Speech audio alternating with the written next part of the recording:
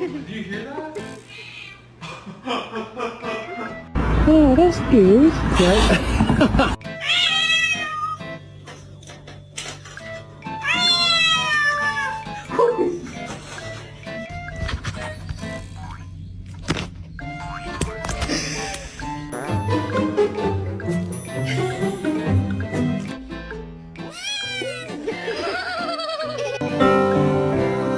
You were the only one for me. It hurts.